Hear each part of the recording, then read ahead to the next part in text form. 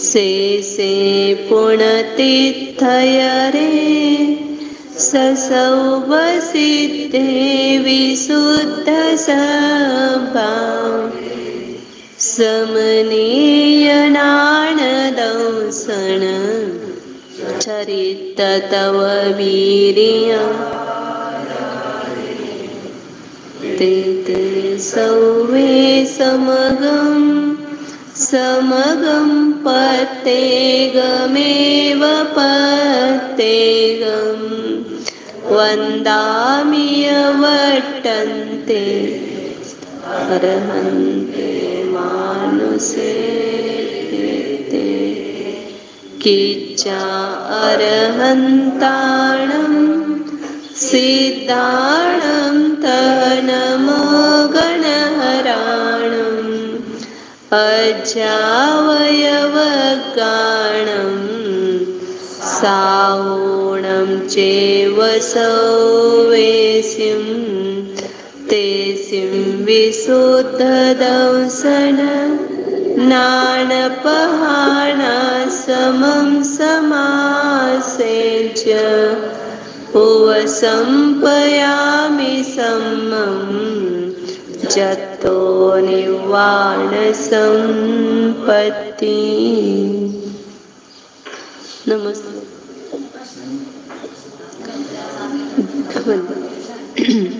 जय बोलो कलिकाल सर्वज्ञ आचार्य कुंद कुंद देव की, जय अध्यात्म मूर्ति अमृतचंद्र आचार्य देव की, जय परम पूज्य जयसेन आचार्य देव की, जय बोलो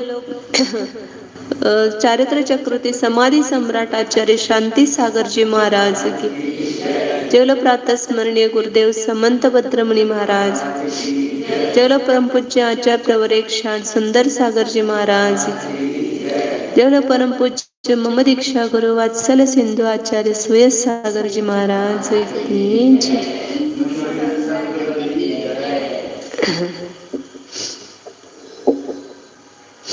श्री कुंद कुंद आचार्य विरचित प्रवचन सार परमागम है। इसमें तीसरा चरणानुयोग सूचक चूली का अधिकार है और तीसरा अंतराधिकार है मोक्ष मार्ग अपरिणाम श्रामण्य, जिसका श्रमणपना यही मोक्ष मार्ग है, ये इसमें सिद्ध किया है। और उसके लिए आवश्यक आगम ज्ञान है, क्योंकि आगम के बिना पदार्थों का निर्णय नहीं होता है। निर्णय जिसने नहीं किया उसको एकाग्रता नहीं होती है, एकाग्रता जिसको नहीं उसको श्रमणपना ही नहीं है, मतलब मोक्ष मार्ग नहीं है। इसलिए आगम से ही सब पदार्थ सिद्ध है। यदि आगम पढ़ करके हम पदार्थ का निर्णय करते हैं और उस पूर्वक पदार्थ का निर्णय करके अपने स्व पर विभाग करके अपने शुद्धात्मा का संवेदन करते हैं तो वहाँ मोक्ष मार्ग प्रकट होता है। इसलिए उसका महत्व बताया।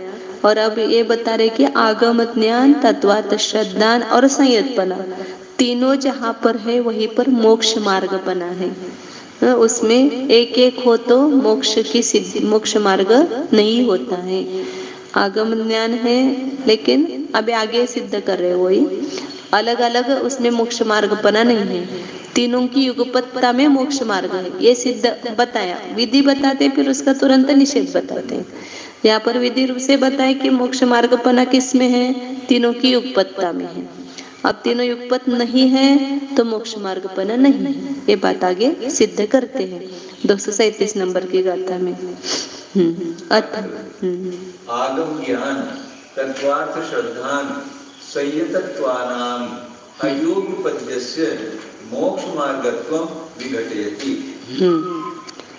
आगम ज्ञान, तत्वार्थ श्रद्धान और संयतपना, ये तीन अलग अलग अयोगपद्यस्य, ये एक साथ नहीं है।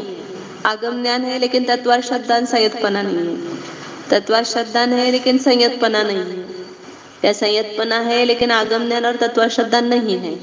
तो ऐसे यदि अलग अलग है तो उसमें मोक्ष मार्ग बना घटित नहीं होता, विघटयति, उसका अभाव होता है। तो मुनिपणा, संयम त्याला ज्याला आहे त्याला संयत म्हणायचं। संयत जीव को विशेषण देते तर संयत बोलते हैं, और उसका गुण बोलेंगे तो संयम बोलेंगे। संयम ये गुण है, और वो गुण जिसमें पाया जाता है उसको संयत कहते हैं। जैसे मिथ्या दृष्टि और मिथ्यात्व, सम्यक दृष्टि और सम्यक्त्व, ऐसे संयत और संयम, ऐसे दो नाम हो गए। तो यहाँ संयतपना मतलब मुनिपना, इन तीन की अयुगपत्ता है, एक साथ नहीं है तीनों, तो उसमें मोक्ष मार्गपना घटित नहीं होता है। जहाँ पर भी मोक्ष मार्ग होगा तीनों एक साथ होंगे, वहीं पर मोक्ष मार्गपना घटित होता है। मतलब चौथे गुण स्थान में मोक्ष मार्ग नहीं है, ऐसा इस पर से सिद्ध होता है। हाँ हाँ हाँ, यहाँ मुनियों की मुख्यता से बात चल रही है, इसलिए यहाँ पर तीनों को ही मोक्ष मार्गपना घटित किया है। नहीं आगमेन सिद्ध्यति सद्दहनं यदि विनत्ति अर्थेषु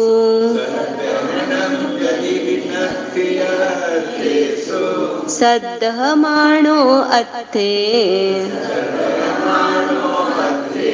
असंजदो वाणनिवादी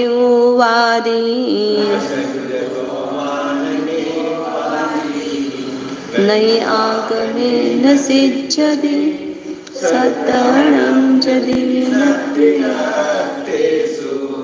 सद्दहमानो अर्थे असंजदो वाणनिवादी। नहीं आगमेन सिद्ध्यति यदि भी अर्थेषु सद्दहनं नत्थि, आगम के द्वारा सिद्ध नहीं होता है, ये पहला मूल वाक्य है। मतलब कोई आगम से सिद्ध नहीं बना है, आगम को पढ़ करके, आगम का ज्ञान करके सिद्ध नहीं होता है। कब? यदि भी अर्थेषु सद्दहनं नत्थि, यदि पदार्थ में श्रद्धा नहीं है तो केवल आगम ज्ञान से मुक्ति होगी क्या? नहीं होगी। तो ये तीन अलग अलग सिद्ध कर रहे ना, केवल आगम ज्ञान से सिद्धि नहीं होती, बता रहे कि यदि श्रद्धा नहीं है तो आगम ज्ञान से सिद्धि नहीं होती है। और फिर श्रद्धान भी हो गया, समझो आगम ज्ञान भी है और श्रद्धान भी हो गया, तो अत्ते सद्दह मानो, पदार्थ में श्रद्धान करने वाला भी, असंजतो यदि असंयत है, न संयत नहीं है, तो न निवादी, वो मोक्ष को प्राप्त नहीं करता, निर्वाण को प्राप्त नहीं होता है। मतलब केवल श्रद्धान से कोई मुक्ति चाहेगा, मुझे तो संयम लेने की जरूरत नहीं, बस मैं तो आत्मानुभव कर रहा हूँ तो इसी से मुझे मुक्ति मिलेगी, ऐसे उसमें ही मस्त रहता है, श्रद्धान में ही, तो उसको भी मुक्ति नहीं होगी।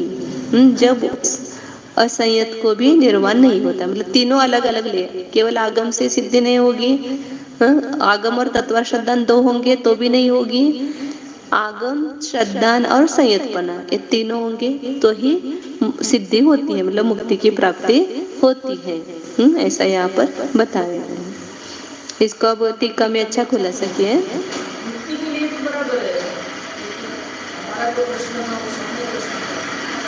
समय दर्शन का है ना यहाँ पर। अब समय दर्शन किसको कहते आएगा इसमें? नहीं, लेकिन आगम ज्ञान है, लेकिन यदि शुद्धात्मा का श्रद्धा नहीं हुआ, मतलब संवेदन नहीं हुआ, तो सम्यक दर्शन नहीं है, ये अभी बता रहे हैं। इसमें टीका में खुलासा करते हो, स्पष्ट मतलब स्पष्ट शब्दों में बताएंगे। श्रद्धान शून्येन आगम जनितेन ज्ञानेन तद अविनाभाविना श्रद्धानेन च संयम शून्येन न तावत् सिद्ध्यति। श्रद्धान से शून्य मतलब श्रद्धान रहित आगम से उत्पन्न हुए ज्ञान के द्वारा न सिद्ध्यति लगाना, सिद्ध नहीं होता है। और दूसरा तद अविनाभाविना श्रद्धानेन च, आगम जनित ज्ञान के साथ अविनाभावी रूप से श्रद्धान भी है, लेकिन संयम से शून्य है, संयम से रहित श्रद्धान के द्वारा न सिद्ध्यति, न सिद्ध नहीं होता है। अब उसका खुलासा करते हैं आगे। आगम बलेन सकल पदार्थान विस्पष्टम तर्कयन् अपि यदि सकल पदार्थ ज्ञेयाकार करम्बित विशद एक ज्ञानाकारम आत्मानम तथा प्रत्येति तथा तदा यथा उदित आत्मनः श्रद्धान शून्यतया यथा उदितम आत्मानम अन अनुभवन कथम नाम ज्ञेय निमग्नः ज्ञान निमूढ़ ज्ञानी स्यात्। क्या बताते देखो, मतलब पहला सिद्ध करें, वो दो है ना, इसमें दो इशू है कि आगम का ज्ञान है लेकिन श्रद्धा नहीं है, उसको सिद्ध नहीं होता है, मतलब वो मतलब सम्यक दर्शन ही नहीं है तो मोक्ष कैसे होगा। और आगम ज्ञान और श्रद्धा दोनों है लेकिन संयम नहीं है तो भी सिद्ध नहीं होता है। तो पहली बात पहले बता रहे कि आगम का उसको ज्ञान है लेकिन श्रद्धा नहीं है, तो क्यों नहीं है श्रद्धा, उसका खुलासा कर रहे हैं कि आगम बलेन, एक एक शब्द का अपन अपने मन से कुछ भी नहीं बता रहे, मतलब जैसा यहाँ पर बता रहे वैसा उसका शुद्ध अर्थ करते हैं। आगम बलेन सकल पदार्थान विस्पष्टम तर्कयन्नपि, आगम के बल से, मतलब आगम पढ़ करके, आगम में सब कुछ लिखा हुआ है तो उसको पढ़ करके हम इतने होशियार हो गए हैं कि बड़े स्पष्ट अर्थ का निरूपण करते हैं। मैं सर के एक गाताओं को 15-15 दिन तक उस पर प्रवचन करते हैं। क्यों? क्योंकि आगम का बल है, अपने पास युक्ति भी है, तो उस आगम के बल से संपूर्ण पदार्थों को स्पष्ट रूप से, अत्यंत स्पष्ट रूप से तर्क करते हुए भी, उसका तर्क सहित युक्ति सहित जानते हुए भी, आगम ज्ञान है, तर्क है, लेकिन यदि सकल पदार्थ ज्ञेयाकार करम्बित विशद एक ज्ञानाकारम आत्मानम तथा न प्रत्येति, स्पष्ट तर्कना करता हुआ भी, उसका निरूपण करता हुआ भी, यदि एक ज्ञानाकार स्वरूप अपने आत्मा का वैसा ही श्रद्धा नहीं करता है, मतलब ऐसी प्रतीति नहीं करता है, न प्रत्येति, कैसा मतलब कैसा है वो एक ज्ञानाकार आत्मा कि संपूर्ण पदार्थों के ज्ञेयाकार से मिश्रित। जैसे अभी हम किसी भी पदार्थ को जानते हैं तो किस में जान रहे हैं, ज्ञान में जान रहे हैं ना, ज्ञान में उस ज्ञेय का आकार झलका हुआ है और हमारा ज्ञानाकार उस ज्ञेय आकार के साथ मिश्रण हो गया है, तो उस मिश्रण में हमने ज्ञेय न्याय को एक कर दिया। वास्तव में ज्ञेयाकार ज्ञानाकार एक ज्ञान पर्याय ही है, अलग नहीं है, लेकिन उसमें जो नए पदार्थों के आकार झलके हैं उस ज्ञेयाकार के निमित्त जो नए पदार्थ हैं उस नए पदार्थों में ही हम निमग्न हो गए, मतलब उसको ही अपना वास्तविक स्वरूप मानने लगे। शरीर हमारे ज्ञान में झलका, ज्ञेयाकार अपने ज्ञान में आ गया, तो हमने क्या माना, ये शरीर ही मैं हूँ। जो भी इस ज्ञान में झलक रहा है उस पदार्थ को हम उसको भिन्न नहीं जान रहे, उस ज्ञेयाकार को ही अपना मान रहे हैं, लेकिन वो ज्ञेयाकार जिसमें मिला हुआ है ऐसा जो एक ज्ञानाकार है उस एक ज्ञानाकार का अनुभव नहीं करते हैं। प्रत्येक समय में ज्ञेय झलक रहे हैं, लेकिन जिसमें वो ज्ञेय झलक रहे हैं वो ज्ञेयाकार का मिश्रण जिस ज्ञानाकार के साथ हुआ है उस एक ज्ञानाकार, सभी ज्ञेयाकारों में ज्ञानाकार तो एक ही है। परसों भी उदाहरण दिया था कि पिक्चर के पर्दे पर अलग अलग चित्र आ रहे हैं तो चित्र के आकार उसमें प्रकट हो रहे हैं, लेकिन चित्र के आकार जिस पर प्रकट हो रहे हैं वो तो विभिन्न रूप हुआ नहीं है, वो तो एक ही रूप ही है, सफेद रूप ही है। ऐसा हमारा जो एक ज्ञान स्वभाव है, ज्ञानाकार है, वो तो एक ही है, उस एक ज्ञानाकार रूप पर्दे पर ही अलग अलग ज्ञेयाकार प्रकट हो रहे हैं, तो ज्ञेयाकार तो प्रकट हो रहे हैं, वो जा रहे, आ रहे, जा रहे हैं, लेकिन वो जो ज्ञान है वो तो स्थिर है, ध्रुव है, उसके ज्ञानाकार की अपेक्षा से अध्रुवता है। पहला ज्ञानाकार दूसरे समय में, दूसरा ज्ञानाकार तीसरे समय में नहीं है, लेकिन वैसा ही बना हुआ है ना ज्ञानाकार, तो उसमें एक अन्वयपना है। कौन है वो उस ज्ञानाकार को धारण करने वाला? अपना आत्मा है। तो एक ज्ञानाकार स्वरूप जो अपना निज आत्मा है उसकी प्रतीति नहीं करता है, अभी मैंने ये जाना, अभी मैंने वो जाना, अभी मैंने वो जाना। हाँ, एकत्व बुद्धि भी होता है और नेय की विकल्प भी है कि मैं इसको उसको उसको उसको जान रहा हूँ, लेकिन जानने वाले ज्ञान को मैं जान रहा हूँ ये नहीं जानता है। वो नेय जिसमें झलक रहे हैं वो न्यायक मैं हूँ ऐसी प्रतीति नहीं करता है, तब तक समझना कि वो अज्ञानी है, सम्यक दृष्टि नहीं है। तो पकड़ के नहीं रखने का, उसको ग्रहण करना पहले। उपयोग में पकड़ के हमेशा उसमें उपयोग रहेगा ऐसा नहीं, लेकिन अपनी स्व की प्रतीति की स्वरूप होती है कि मैं इस ज्ञानाकार स्वरूप हूँ। जो इस ज्ञानाकार में झलके हुए ज्ञानाकार वो भी मेरे ज्ञान की पर्याय है। नहीं बोल के नहीं, वो वैसी वस्तु देखो ना, अपने को वैसा देखो। ये न्यायिक कहा तो न्यायिक शब्द मत पकड़ो, ये संपूर्ण मेरे असंख्यात प्रदेश ये ज्ञानाकार रूप से परिणमित हो रहे हैं, मतलब ज्ञानाकार रूप है और इस ज्ञानाकार में ही ये सब नए झलक रहे हैं। तो अपने को एक ज्ञानाकार ऐसे देखते रहो, ग्रहण करते रहो उसको। तो जब आपको प्रतीति में आ गया हाँ ये ज्ञान में है, बस ऐसी प्रतीति होती ही है, क्यों नहीं होगी? यदि उस विषय को हम उसमें उपयोग को स्थिर करके हम जानेंगे तो उस विषय का ज्ञान होगा ही नियम से। जिस विषय को जानने के लिए ज्ञान पूरा प्रयत्न करता है उस विषय को जानता है। तो यहाँ पर जो ज्ञानाकार स्वरूप गड़बड़ का हो रहा है कि वो अतीन्द्रिय पदार्थ है, लेकिन हम कुछ इंद्रिय गोचर चाहते हैं, कुछ ऐसा भाषित हुआ ऐसा चाहते हैं, इसलिए वो हमारी कल्पना गलत होती है। यहाँ तो ज्ञान जो प्रतिभाषित होगा कोई उसका रूप रंग नहीं होगा, वो तो अमूर्ति की होगा, खाली एक ज्ञान की ही प्रतीति होगी, अंदर में ज्ञानाकार की प्रतीति होगी, चैतन्य स्वरूप की प्रतीति होगी। हाँ ये चैतन्य जो प्रतिभाषित हो रहा है ना ये चैतन्यमय है, बस ऐसा जब जानते हुए हम उसमें लीन हो जाएंगे तो प्रतीति नियम से होती है। अब वो वैसे ही बनी रहो ऐसा आप कहेंगे तो वो नहीं शक्य, वो एक क्षण के लिए, बस एक क्षण के लिए आपको ऐसी प्रतीति होगी, फिर उसके बाद उसको याद आएगा, वो स्मरण होगा, लेकिन पुनः पुनः उसको स्वानुभव प्रत्यक्ष करो तो वो जल्दी जल्दी शक्य नहीं होता है, क्योंकि अपना इतना उपयोग स्थिर नहीं है और इतनी अपनी अभी विशुद्धि नहीं हुई है इतनी निचली भूमिका में। चतुर्थ गुणस्थान में तो काल का भी अंतर ज्यादा है और उसकी गाढ़ता में भी अंतर है। तो जैसे आप ऊपर के गुणस्थानों में चढ़ेंगे तो जल्दी भी होगा और गाढ़ता भी आएगी। जैसे हम ध्यान शिविर में बैठते हैं तो पहले ध्यान शिविर में बैठते जितनी गाढ़ता है वो दूसरे ध्यान शिविर में उससे भी ज्यादा गाढ़ता थी, काल भी ज्यादा बढ़ता है, और तीसरे शिविर में बैठते तो और उसमें गाढ़ता स्पष्टता आती जाती है उसमें। तो जैसे जैसे प्रयोग करो, वो बोलते हैं ना मेहंदी उतना वैसे वैसे रंग लाती है, ऐसे जैसे जैसे प्रयत्न करो वैसे वैसे आपको आनंद अधिक अधिक मिलेगा।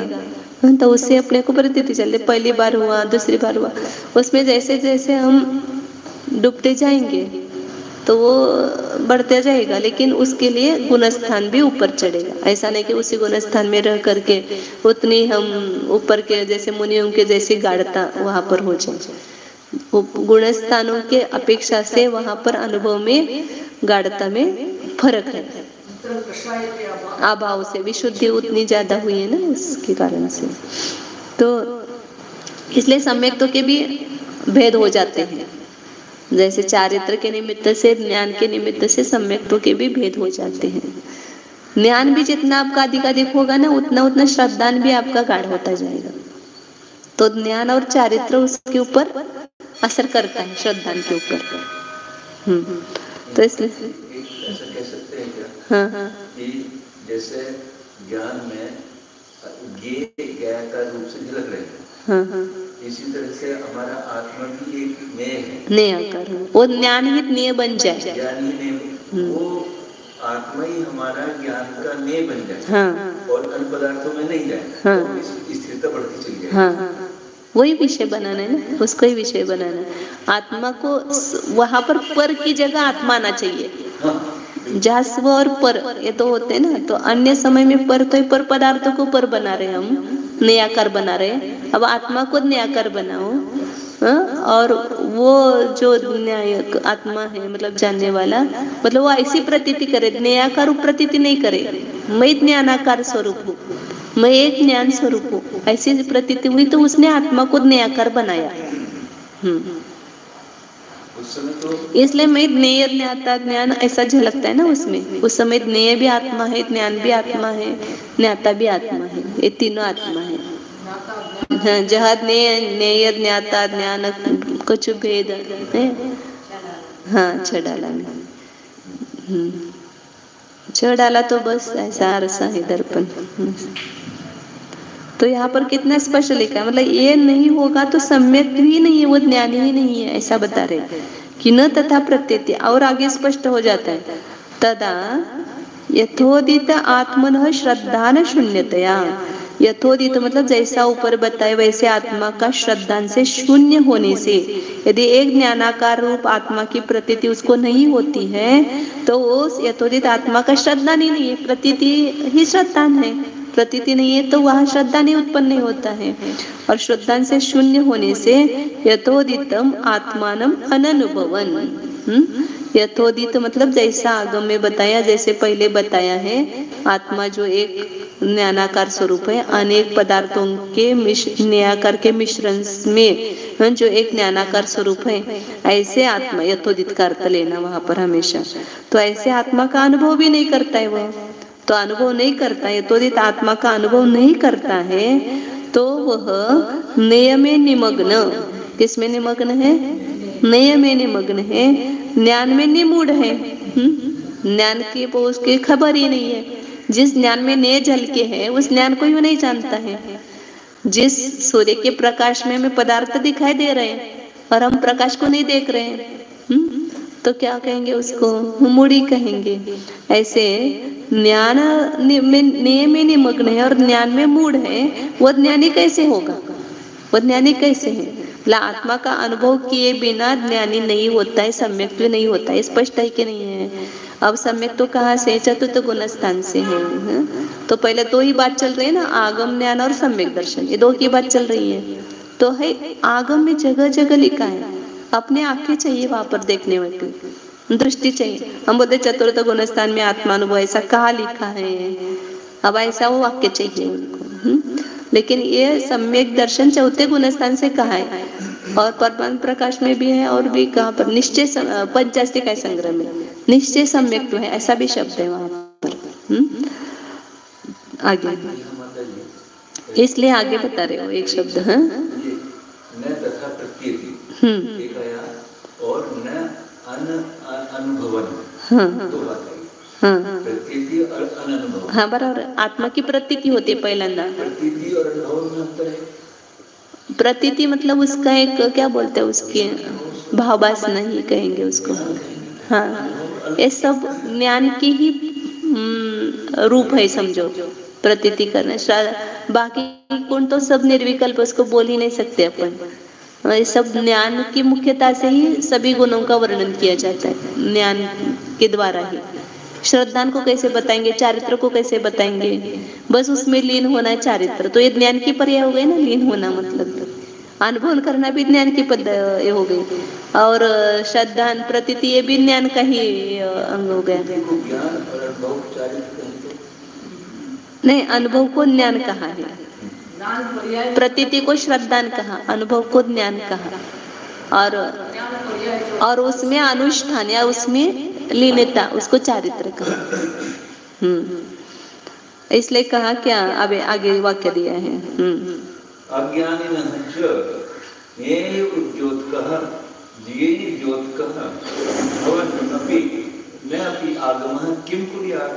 न लगाना नहीं, भवन अपि, वो दोनों हो जाते हैं ना आगे आने पर, पीछे के रसुसर होने पर।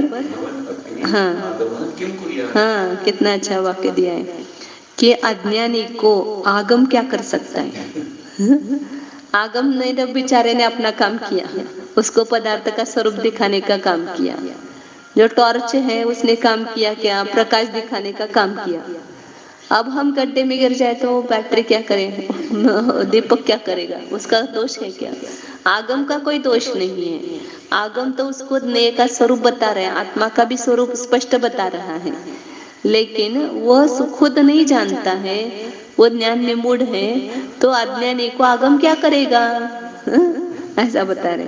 ने द्योतक भवन अपि, ने को प्रकाशित करते हुए भी आगम अज्ञानी को क्या कर सकता है? वो स्वयं अज्ञानी बना हुआ है, तो आगम की कोई गलती नहीं है। आगम पढ़ा तो आगम की गलती है क्या?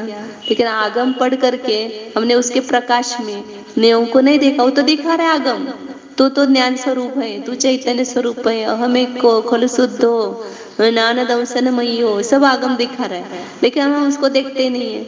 हम तो शब्द को देखते हैं या अन्य को देखते हैं, उस ज्ञान स्वरूप आत्मा को हम देख नहीं रहे हैं, तो आगम क्या करेगा? अंधे के हाथ में दीपक दिया, अब अंधा दीपक का क्या दोष? दीपक तो प्रकाश कर रहा है, लेकिन अंधे को नहीं दिखाई दे रहा है, तो वो दीपक का कोई दोष नहीं है। इसलिए आगम क्या करेगा उसको, अज्ञानी को? श्रद्धा शून्यात आगमात् नास्ति सिद्धि। इसलिए श्रद्धा रहित आगम से सिद्धि नहीं है। केवल आगम में ही आप उसमें तत्पर मत रहो, उसके बाद आत्मा की प्रतीति करने का प्रयास करो और आत्मा का अनुभव करो, तो सार्थक है। चर्चा करने से, कितने दिन चर्चा करने से काम होगा? वास्तव में तो आचार्य ने कहा कि 6 महीने के अंदर भीतर एक काम सिद्ध होगा, यदि तुम ऐसा पुरुषार्थ करेंगे तो। सकल पदार्थ ज्ञेयाकार क्रमित विशद एक ज्ञानाकारम आत्मानम श्रद्धाना अपि अनुभवन अपि यदि स्वस्मिन् एव संयम्य न वर्तेति तदा अनादि मोह राग द्वेष वासना उपजनित परिद्रव्य चंक्रमण स्वैरिण्याः चिद्वृत्तेः स्वस्मिन् एव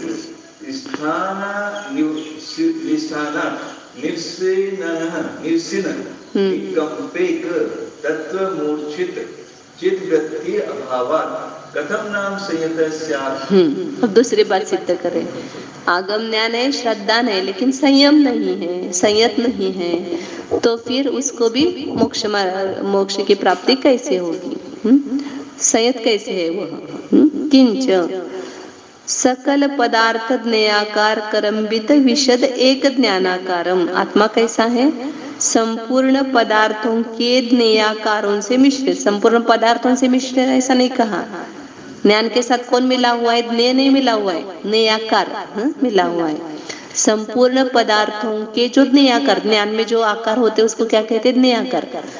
जैसे एक बाहर का मयूर और एक दर्पण का मयूर। 2 मयूर अलग है ना, क्या एक है?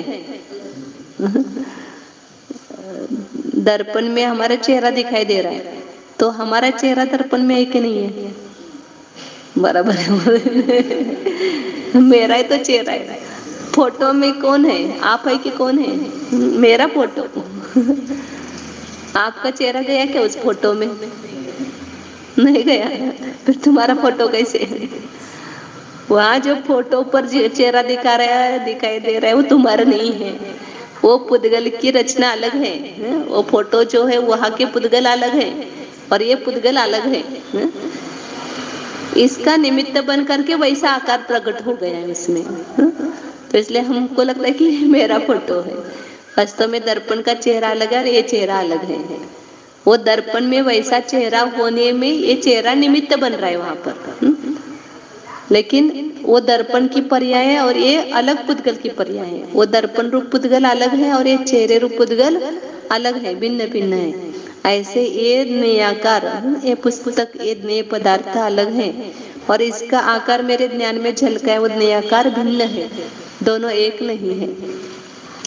मैं अब इस पुस्तक को जान रहा हूँ, तो इस पुस्तक को जानते समय मेरा ज्ञान उस पुस्तक को जानने रूप से परिणमित हुआ। इसलिए हमें क्या लगा कि मैं पुस्तक को ही जान रही हूँ। वास्तव में हम पुस्तक को नहीं जान रहे, पुस्तक के न्यायाकार को यह ज्ञान जान रहा है। तो यहाँ की पुस्तक अलग है और यहाँ की पुस्तक अलग है। ये पुद्गल परमाणु की पर्याय है और यहाँ पर जो है वो ज्ञान की पर्याय है। यहाँ जो न्यायाकार जल के हैं, यहाँ जो हम यह पुस्तक है ऐसा जान रहे हैं, ये आत्मा की ज्ञान पर्याय का एक अंश है और यह ज्ञान पर्याय नहीं, ये तो पुद्गल की पर्याय है। और यह जो न्यायाकार है वो न्यायाकार जिसमें झलके हुए, किसमें झलके हुए हैं? ज्ञानाकार में। तो हम उस न्यायाकार को तो देख रहे हैं लेकिन उस न्यायाकार से मिश्रित ज्ञानाकार को नहीं देख रहे। आत्मा तो न्यायाकार जिसमें मिले हुए हैं ऐसा एक ज्ञानाकार स्वरूप है। मतलब वो न्यायाकार आत्मा के ज्ञान पर्याय है, लेकिन वो न्यायाकार जिसमें प्रकट हो रहे हैं, किसमें प्रकट हो रहे हैं? अपने ज्ञान में। यहाँ ज्ञान है इसलिए न्यायाकार प्रकट हुए ना। यदि ज्ञान नहीं होता, यहाँ पर जीव चला जाए और शव पड़ा रहे तो उसमें कितने नए झलकते हैं? एक भी नए नहीं झलकते, क्योंकि उसमें ज्ञानाकार ही नहीं है, तो ज्ञानाकार भी नहीं होता है। तो हमें ये समझ में आना चाहिए कि ये सब जिसमें समझ में आ रहा है ऐसा एक ज्ञानाकार स्वरूप आत्मामय है। ये कौन गणित कौन छुड़ा रहा है? ये सुन करके ज्ञान किसको हो रहा है? ये शब्द किसमें झलक रहे हैं? ये ज्ञान भीति है यहाँ पर, उसमें वो ये हो रहे हैं, झलक रहे हैं। तो वो जिसमें झलक रहे वो मैं हूँ, जो झलक रहा है वो मैं नहीं हूँ। क्या दोनों में भेद करना है? जो झलक रहा है वो मैं नहीं हूँ, जो जिसमें झलक रहा है वो मैं हूँ, वो ज्ञानाकार मैं हूँ। बस ध्यान में ये प्रयोग करते रहो, मैं एक ज्ञानाकार हूँ। जो ज्ञान में प्रकट हो रहे नहीं है, ये तो नए बाह्य पदार्थ है, उसके न्यायाकार मेरे ज्ञान में झलक रहे, लेकिन ये न्यायाकार भी एक पर्याय है। और इसमें तो सामान्य आकार कौन है? ज्ञान आकार है, क्योंकि न्यायाकारों की तरफ देखेंगे तो राग द्वेष होंगे और एक ज्ञानाकार की तरफ देखेंगे तो राग द्वेष नहीं होंगे। कोई भी ज्ञेय हो तो मेरे ज्ञान में प्रकट हो ही रहा है। तो जैसे एक जो नाटक का पर्दा है वो सफेद है, उसमें कोई विकल्प है क्या? नहीं है, लेकिन उसमें ये चित्र आ गया तो क्या लगता है? ये अच्छा है। फिर दूसरा चित्र आ गया, ये बुरा है। तो अच्छा बुराई किसमें भाव होते हैं? उस जो चित्र उसमें प्रकट हो रहे हैं उसको जब हम देखते हैं तो हमें राग द्वेष होते हैं। एक सफेद पर्दे को देखो तो वहां पर राग द्वेष नहीं है। ऐसे यहाँ पर जब एक ज्ञान स्वरूप को देखेंगे, भले इसमें कुछ भी झलक जाए, लेकिन जिसमें ये झलक रहा है ऐसा एक ज्ञानाकार स्वरूप आत्मा में हूँ, ऐसी प्रतीति जहाँ पर होगी तो वहां पर सम्यक दर्शन की उत्पत्ति होती है। तो इसलिए कह रहे कि संपूर्ण पदार्थों के ज्ञानाकारों से मिश्रित जो यह एक ज्ञानाकार है, बस वो एक ज्ञानाकार स्वरूप आत्मा की जो श्रद्धादान, उसकी श्रद्धा कर रहा है। मतलब जिस जीव को इसका श्रद्धान हुआ है, अनुभवन भी, श्रद्धान करता हुआ अनुभव करता हुआ भी, श्रद्धान और ज्ञान लिया, अनुभव मतलब सम्यक ज्ञान भी है उसको, तो श्रद्धान करता हुआ भी और अनुभव करता हुआ भी, यदि स्वस्मिन एव संयम्य न वर्तयति, अब उस एक अपने ज्ञानाकार को जान लिया, उसका अनुभव भी कर लिया और उसमें स्थिरता रूप परिणाम जो है वो चारित्र है, वो संयम है, तो यदि वह अपने में ही संयमित होकर के वर्तन नहीं करता है, प्रवृत्ति नहीं करता है, उसकी प्रवृत्ति भी कैसी होनी चाहिए? उसमें स्थिर रहने रूप ही प्रवृत्ति होनी चाहिए, वो संयम है, निश्चय संयम। तदा नहीं करता है तब क्या होता है? अनादि मोह राग द्वेष वासनोपजनित, अनादि काल से किसकी वासना चल रही है? मोह राग द्वेष। मोह ये मेरा है, ये मैं हूँ, ये मेरा है, ये मोह है, ये अच्छा है राग है, ये बुरा है द्वेष है। ये तीन ही तो प्रवृत्ति चल रही है जीव की। किसी भी पदार्थ को जानने के बाद हम आंखें खोल करके जब देख रहे हैं तो यही प्रवृत्ति चल रही है, और एक आंखें बंद करके अपने ज्ञानाकार को जानो तो ये मोह राग द्वेष की वासना मिट जाती है। तो इस मोह अनादिकालीन जो मोह राग द्वेष की वासना है उससे उपजनित, उससे उत्पन्न हुआ क्या? परद्रव्य चंक्रमण। परद्रव्य में भ्रमण हमारा क्यों हो रहा है? इस मोह राग द्वेष के कारण। परीक्षा में पास नहीं होंगे तो मेरा क्या होगा? सब किस में भ्रमण चल रहा है? मोह राग द्वेष है ये सब, यह परद्रव्य का भ्रमण चल रहा है और इस कारण से ये जीव आकुलित होता है। आकुलता किस कारण से ये समझ में नहीं आ रहा है। वो नहीं होगा उस कारण से आकुलता है, या मैंने ऐसा उसमें मोह किया है, राग किया है कि ये होगा तो बढ़िया होगा, नहीं होगा तो मेरा अच्छा नहीं होगा। हाँ, तो इस कारण हमारी आकुलता है, दुख है। और यदि जैसी पर्याय होनी है वैसी होगी, मैं तो उसका ज्ञाता दृष्टा हूँ, ऐसा समझेंगे तो कोई आकुलता नहीं है। क्योंकि किसी भी पर्याय को हम आगे पीछे नहीं कर सकते। जिस समय जो पर्याय होनी है उस समय होगी है। हाँ, ये है कि अपने को पता नहीं है, इसलिए हम पुरुषार्थ तो करते रहेंगे और पुरुषार्थ वही करेंगे जैसे आगे पर्याय होने वाले ऐसा हो। मतलब पुरुषार्थ बंद नहीं होगा, क्योंकि बिना पुरुषार्थ के कैसे प्रकट होगी? हमारा वीर्य उधर ही काम करेगा ना, कि जैसे आपके रचना होनी है पर्याय में, जैसे बोलते हैं ना बुद्धि जैसी मत हाँ, नहीं जैसी गति होने वाले वैसी बुद्धि होती है। जैसे दोनों तरफ से है, जैसे गति होने वाले वैसी मति होती है और जैसी मति होती है वैसी गति होती है। तो इसलिए कह रहे कि मोह राग द्वेष के ये वासना पड़ी हुई अंदर जीव को, और उसी परद्रव्य में परिभ्रमण करके स्वैर घूम रही है हमारी चैतन्य की वृत्ति। स्वैरिन्या, जैसे कोई स्त्री है ना, बाहर सबके घरों में स्वैर भटकती है, लोग अच्छा कहते क्या उसको? कभी घर में रहते नहीं, बस इसके घर में, उसके घर में, उसके घर में भटक रहे हैं। तो हम भी तो वही काम कर रहे हैं, हमारी बुद्धि भी ये काम कर, हमारी बुद्धि हमारी स्त्री है और वो कहाँ है? भटक रही है। सब परद्रव्य के घरों में भटक रही है, कोई भी स्थिरता नहीं है, एक जगह स्थिर रहती नहीं है। परद्रव्य चंक्रमण स्वैरिन्या, ये चिद वृत्ति है, ये चैतन्य की वृत्ति, ये भटक रही है, परद्रव्य में परिभ्रमण कर रही है। और स्वस्मिन एव स्थानात, अपने में ही स्थिर रहने से निर्वासन निकंप एक तत्व मूर्छित चिदवृत्ति अभावात, ये चिदवृत्ति वो होनी चाहिए तो संयमपना है। कैसी चिदवृत्ति होनी चाहिए? अपने में ही रहने से वासना रहित होकर के निष्कंप स्थिर एक तत्व मूर्छित, अपने एक चैतन्य स्वरूप में मूर्छित हो जाना चाहिए। हम बाह्य पदार्थों को जानते हैं, नेय में मूर्छित होते हैं, लेकिन ज्ञान में कभी मूर्छित होते नहीं हैं, वह बेहोश नहीं होते हैं। क्या करूं? दूसरा कोई नहीं कर सकता है, बस वो दूसरा करते तो हम कितने को समय दृष्टि बना देते। लेकिन एक तत्व मूर्छित चिदवृत्ति अभावात, एक तत्व में मूर्छित ऐसे चिदवृत्ति जो है उसका अभाव होने से, और उसकी चिदवृत्ति परिभ्रमण कर रही परम परद्रव्य में, तो संयत कैसे होगा? वो संयत ही नहीं है जो परद्रव्य में परिभ्रमण करता है। जिसकी चिदवृत्ति परद्रव्य में भटक रही है, अपने में स्थिर नहीं रहती है, तो वो संयत कैसे होगा? वो संयत नहीं हो सकता है।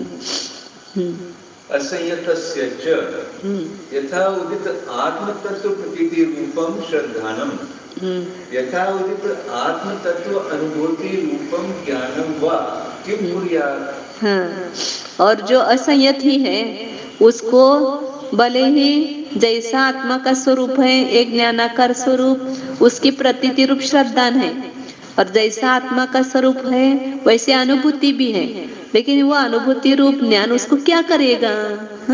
वो है, लेकिन उनकी थोड़ी गलती है, ये उसमें स्थिर नहीं हो रहा है, तो उनका श्रद्धान का और ज्ञान का क्या दोष है? उसका कोई दोष नहीं। जैसे वो अज्ञानी को आगम क्या करेगा ऐसा कहा ना, ऐसे असंयत को श्रद्धान और ज्ञान क्या करेंगे? वो कुछ नहीं कर सकते हैं ऐसा।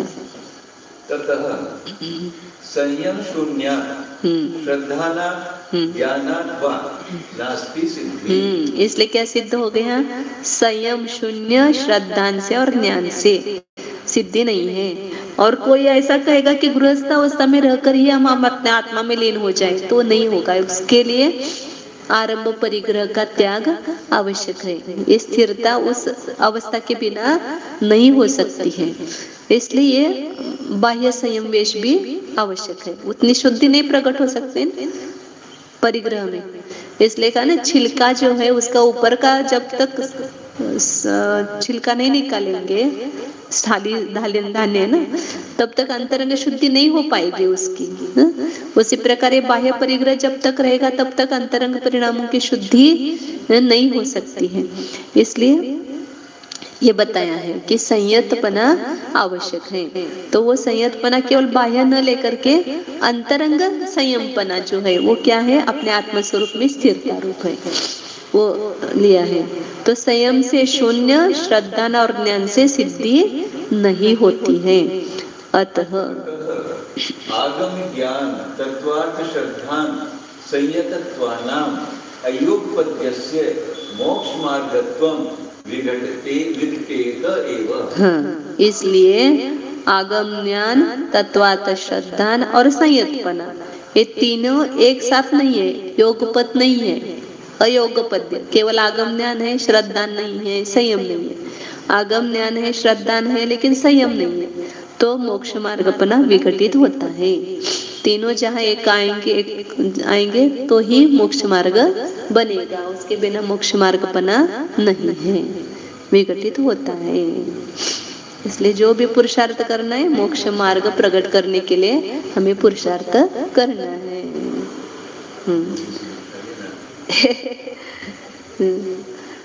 दीक्षा लेना सरल है, लेकिन ये अंतरंग परिणति होना दुर्लभ है। कठिन नहीं है, अशक्य नहीं है, लेकिन दुर्लभ है, मिलना बहुत दुर्लभ है। करना है, मेरा टाइम हो गया इसलिए। ऐसा तो नहीं आया कि असंयत को होगा, ऐसा कुछ स्पष्ट तो नहीं आया। ये स्पष्ट है ना कि आगम ज्ञान होते हुए भी आत्मा का अनुभव नहीं है, तो श्रद्धा नहीं है, वो ज्ञानी नहीं है। ये स्पष्ट लिया ना। आगम वो ही स्पष्ट हुआ ना, आगम ज्ञान है लेकिन आत्मा का अनुभव नहीं है, तो वो ज्ञानी नहीं है, श्रद्धा नहीं है उसको। तो इससे स्पष्ट हुआ ना कि आत्मा का अनुभव किए बिना आपका सम्यक तो ही नहीं होगा, क्योंकि इतना स्पष्ट ऐसे घटित नहीं करते वो अब नहीं करते, हम क्या करें उसकी बात। लेकिन स्पष्ट हो गए ना, यहाँ पर आगम ज्ञान है और उसको यदि आत्मा का अनुभव नहीं, फिर भी क्यों नहीं उसको श्रद्धा, क्यों नहीं है वो ज्ञानी, क्यों नहीं है, अज्ञानी क्यों है अभी भी आगम ज्ञान होते हुए भी? तो आत्मा का अनुभव नहीं इसलिए अज्ञानी, ऐसा कहा ना स्पष्ट। स्पष्ट कितना कहा, आत्मा का अनुभव नहीं करता हुआ वो ज्ञान निमुड़ ज्ञानी कैसे होगा? स्पष्ट है। अब सब जगह गुणस्थान को, तो ये आध्यात्मिक ग्रंथ है, गुणस्थान कैसे कहेंगे इसमें? इसमें तो ज्ञानी अज्ञानी रूप से ही कहेंगे।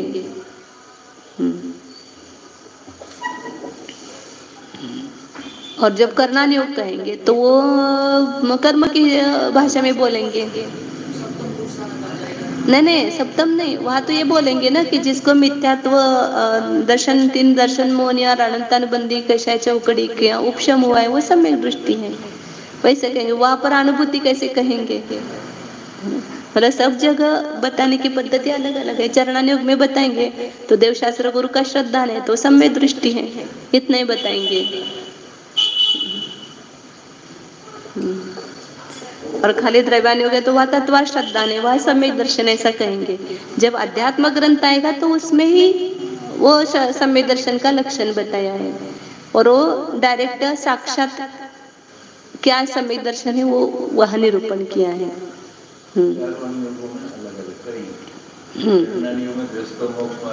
लेकिन कोई उधर उतना ही होने से मुझे सम्यक दर्शन होता है ऐसा समझेगा तो वो गलत धारणा होती है उसकी। इसलिए बार बार जैसे नाचार्य कहते हैं, आगम और परमागम दोनों से वस्तु का निर्णय करो, केवल आगम से नहीं, केवल परमागम से नहीं।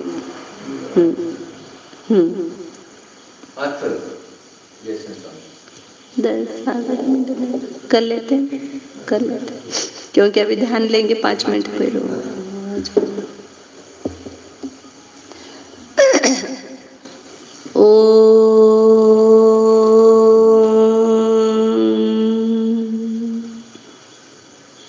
जानिए, यह मैं शुद्ध चैतन्य स्वरूप आत्मा ही हूँ।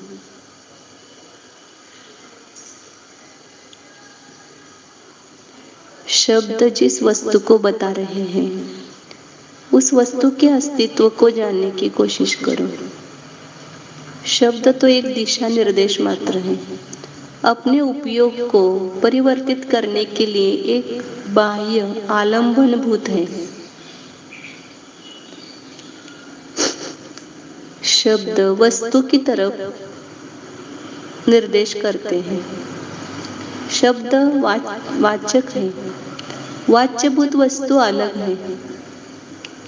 तो इस जो भी यहाँ शब्द बोले जा रहे हैं उन शब्दों की वाच्यभूत वस्तु इस देह देवालय के भीतर विद्यमान है। उसको वैसा ही जान करके उसका अनुभव करने का प्रयास कीजिए। अपने उपयोग को अंदर ले जाओ। इस शरीर के भीतर देखो कौन है, क्या क्या घटित हो रहा है यहाँ पर। यहाँ तो ये मुझे इंद्रियों के द्वारा सप्त धातुमय शरीर स्पष्ट दिखाई दे रहा है।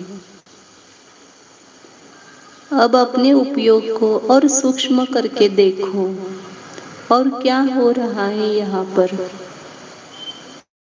तो जहाँ पर भी मैं शरीर पर अपने उपयोग को ले जाता हूँ वहाँ पर मुझे कुछ ना कुछ प्रतीति हो रही है, अनुभव हो रहा है, एहसास हो रहा है। तो एहसास कौन कर रहा है, ये प्रतीति किसको हो रही है।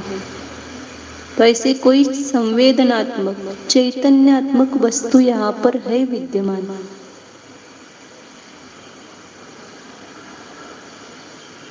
हाँ हाँ,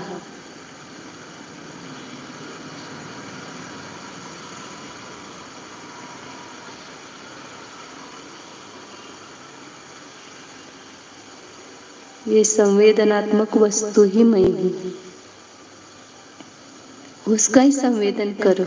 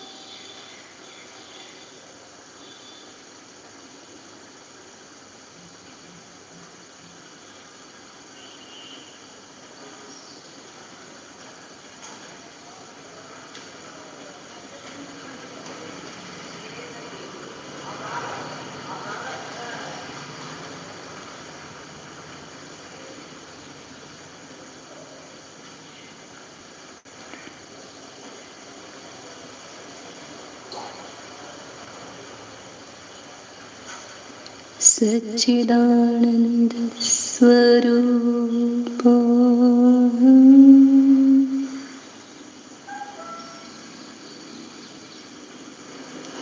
ज्ञानात्मक स्वरूप टंकोत्कीर्ण न्यायक स्वरूप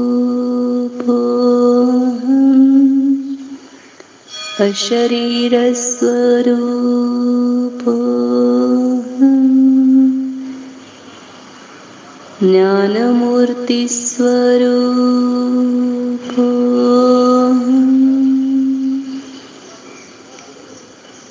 जानो मैं अनादि अनंत एक अखंड अमूर्ति का संख्यात प्रदेश है, ज्ञानादि अनंत गुणों का पिंड हूँ। ऐसी वस्तु है, ऐसी प्रतीति करो, अनुभव करो और उसमें ही स्थिर हो जाओ।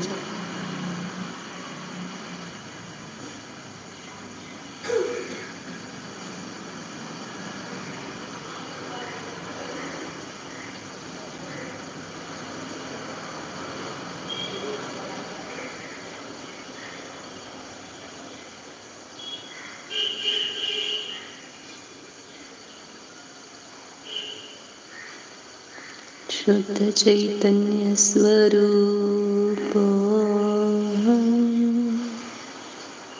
शुद्धो एको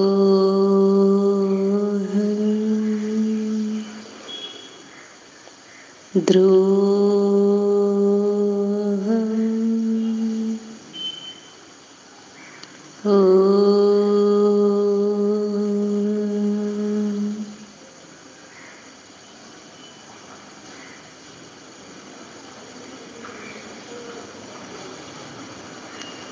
विसर्जन।